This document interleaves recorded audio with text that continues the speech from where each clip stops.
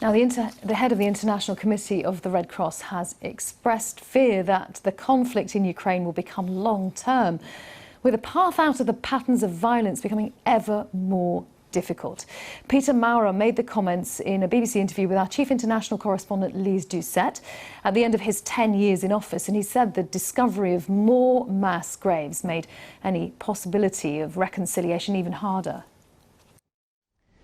I certainly would fear that all the indicators do point towards a more long-term conflict which will not be easily resolved. The question is always, when is the last battle? And unfortunately, we have seen it since 2014 in Ukraine. The world didn't pay any attention to the time frame between 2014 and 2022. Nobody cared about it, and I fear that we may see different intensities of that conflict, different phases of that conflict, but I don't see an easy solution.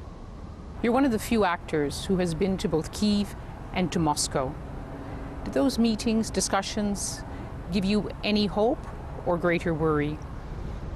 When I look at some encouraging signals of conversations over humanitarian issues which are happening between the Russians and the Ukrainians, I have a glimpse of hope that this may grow and become a more important movement.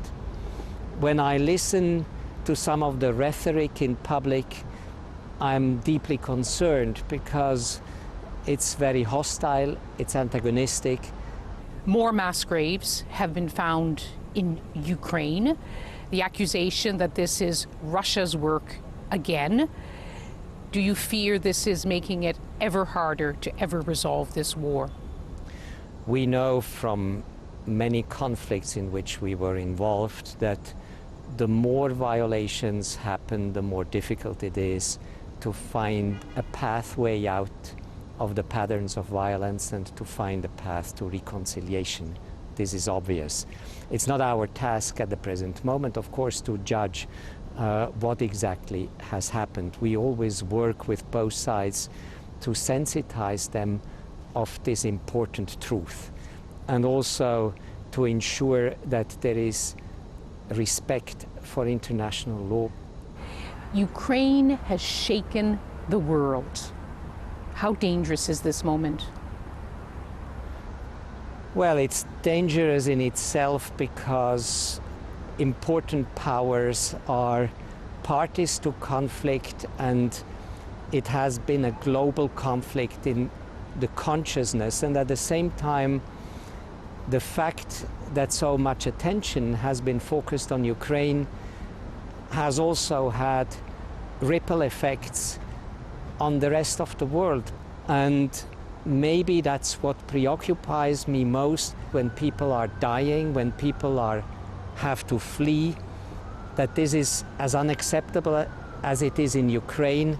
It is equally unacceptable in the Sahel, in the Horn of Africa, in Latin America, or in Afghanistan, or wherever we look at. And I think this inequity of attention has been a big preoccupation. It has translated increasingly in an inequity of funding, in an inequity of treatment of displaced populations, and this has created resentments. You've seen so many conflicts over the past decade. Do you worry humanitarian space, independent humanitarian space, is shrinking?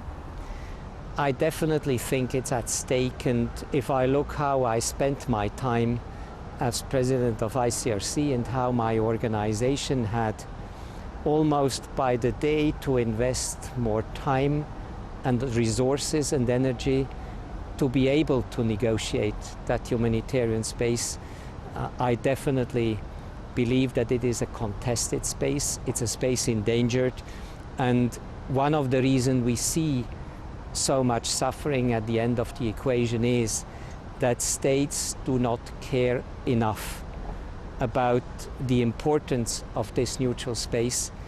They don't politically give the necessary support for neutral and impartial work, because they are very often bogged down also and look at everything only in the political perspective.